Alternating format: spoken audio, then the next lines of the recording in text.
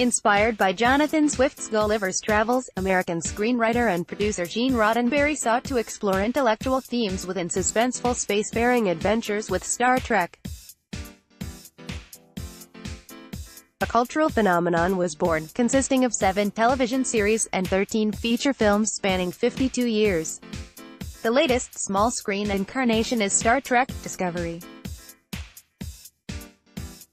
Maya tutorials to sharpen your skills. In this article, we board the USS Discovery to learn about the visual effects and 3D art expertise needed to envision a universe consisting of Klingons, alternative realities and holodecks. Discovery takes place a decade before the original TV show, with the primary objective being to honor the legacy of the franchise. This was a great opportunity, but also daunting, notes production visual effects supervisor Jason Zimmerman, Sleepy Hollow, who looked after the creation of just under 5,000 shots and received a VES Award nomination for the pilot episode. Pixamondo handled 1,700 VFX shots, with the Toronto facility responsible for 90% of the work, while Los Angeles produced the previs. Frankfurt assisted with creatures, and additional support was provided by Stuttgart. The main vendor collaborated alongside Crafty Apes, Ghost VFX and Spin VFX. Pipeline notes, we had to share our nuke scripts with other companies, so had to be careful not to use a lot of our in-house proprietary tools, states Pixamondo VFX supervisor Mahmoud Rahnama. Our main 3D package is Maya, but for heavy effects stuff we used Houdini. For compositing nuke and rendering V-Ray, shotgun projects were directly linked between Pixamondo and the client. Jason could see the status of the shots as we were working on them and give notes right away. Michael Burnham examines a tardigrade, which was the result of scientific research combined with a cool look. Previs was essential in planning shots. When we have full CG shots, there is no other way to articulate, notes Zimmerman. You need to give the editors, producers and directors something to look at and say, that doesn't work. Even in cases where there are practical elements, previs is done in advance, so on the day you know what will be shot and how it's going to be accomplished. Optimizing the workflow was critical in being able to accommodate last-minute episode script rewrites or client notes. We would quickly model something in low resolution and push it through the pipeline, so at least the director could see the whole space battle with proxy low-resolution geometry, and the editors could work with what we had, states Rahnama. It was constantly updated by each department, so every week you would see the shot in a better state. The USS Discovery, with the Discovery being the namesake of the show, you know that needs to be a hero model, says Zimmerman. With the entire fleet you look at it with an eye to what is this asset going to do, how long is it going to be on camera, and how close are we going to be to it? You have to take into consideration what the story points are and then build to that. That being said, you have to be proactive and make sure that the model is ready in case somebody says, let's get closer. If something is going to break apart or articulate, then you have to do that in advance. In order to properly rig the asset to do what it is supposed to do, backgrounds were warped and particles were added coming off of the characters when they were teleporting. Interior sets were built of the signature Federation starship. The bridge of the Discovery is what you see, marvels Rahnama. Even the sarcophagus set is massive and beautifully done. Like with any other set, we had to extend hallways and ceilings. We did have a digital version of the bridge in case of needing to fly in and out. The Discovery model took a few months to build because we had to make sure every door and hatch worked. Building new worlds, as for the world building, it goes back to the legacy of Star Trek, doing a lot of research, working with the art department, and integrating things based on the lighting in the footage, notes Zimmerman. You always start from, what is the story? How long are we going to be there? What are we going to see? What is the scope of the shots? A lot of that involves working with the executive producers, the director, and every department to understand what the requirements are.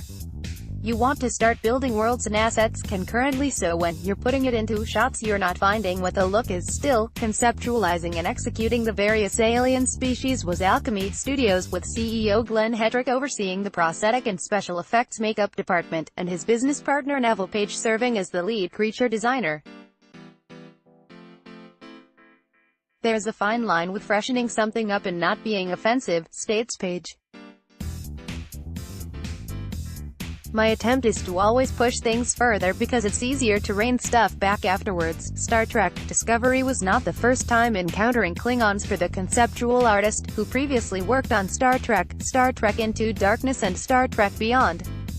It gave me the opportunity to be ready in terms of research. Additional arms were digitally added to the Crepusculan to make it appear more spider-like. A new workflow was born from Paige being transformed into a horned demon as part of a research and development project with Hetrick, to figure out how to take ZBrush into 3D printing into makeup and the steps required, benefiting from the reinvented design, creation and execution process were the Klingons.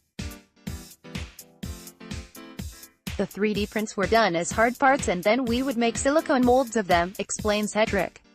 Then we would do a clay brush into that mold. The guy sculpting would get the raw forms from the life cast and take the piece with hot clay underneath.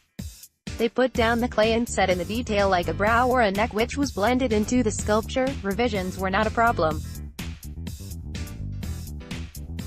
If we wanted something different, it was easy for Neville to go back into ZBrush, change those forms, and print out another shell unique for a main character, such as Laurel or Cole. The upside to this process was we would have these molds of 3D printed parts to make clay out of, and you didn't have to use the whole thing. When House of Mokay Klingons were needed, we would come up with a new face or a modular adaptation because they are covered with tribal scars. Creating creatures. A franchise mainstay are the Andorians.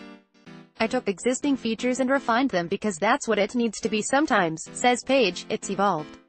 Several different undercoats of paint were utilized to create a realistic blue skin tone. Light goes through our skin and bounces back to our eyes, explains Hetrick. We have a semi-translucent task color and translucent layers of paint on top of that. Only the last layer has an opacity to it so that light is passing through layers of color and coming back to the eye. We were using green blues, true blues and almost a gray.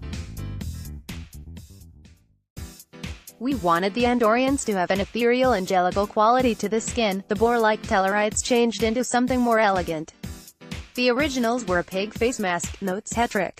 Then there's an iteration where it looks like the Boorman created by Stan Winston for the island of Dr. Moreau. They're hybrid boar humans that are tough and tribal. The hair was used as a visual cue for what their culture might be, but we kept the tusks and pig nose. Each of the great houses were given a distinct look to reflect the cultural differences amongst the Klingon. Starfleet science officer Ariam, played by Sarah Middich, is a synthetic human hybrid. They wanted somebody who was an augmented human with robotic-type features, which is a concept designer's dream, states Paige. It's about sustaining the femininity. Ariam is an evolution of Aram, which is I for artificial intelligence and RAM for random access memory. Spelled backwards, it's Maria, which is the name of the robot from Metropolis. The greatest challenge was how to execute a form-fitting, extraordinarily tight makeup that looks like a hard shell. I had my guys run the entire facial appliance in white silicone, says Hetrick. We were able to hide the white edges by having her lips go under the facial appliance that goes right to the edge of her lip. A digitally created aquatic mammal makes for a surreal moment. An alien that I loved was loosely called the space whale, which they bring onto the cargo bay, reveals Paige. There's no organic creature that would ever float in space to our knowledge, so when that was given to me as a challenge, I ate it up. How do I make sense of that and create attributes that make it viable as an alien creature? Everything was figured out about its diet, reproduction propensity and the ability to navigate in space, traveling at warp speed. A kaleidoscopic folding effect was created for when the Discovery travels at warp speed. The showrunners and executive producers had that idea well in advance, explains Zimmerman. Then we went about figuring out, what does this look like, and how do we make something we can do on a weekly basis?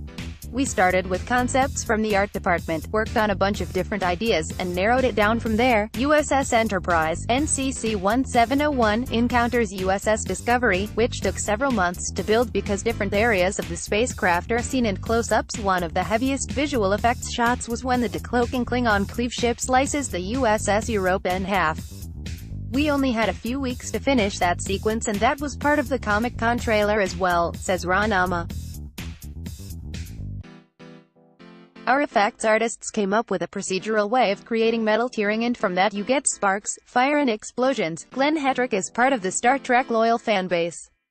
The passion for the franchise creates an impetus in the level of design and the physical work that we're doing on Star Trek Discovery. Mission accomplished for Zimmerman. Every episode has something in there that we're proud of. It's such a big show from a historical standpoint in terms of what it means to visual effects and sci-fi. It's a team effort. All of the departments brought a passion and energy to this that I don't think I have ever experienced working on a show before. Having an ability to be part of that has been truly an honor. This article was originally published in 3D World, the world's best-selling magazine for CG artists. Buy issue 234 or subscribe. Read more.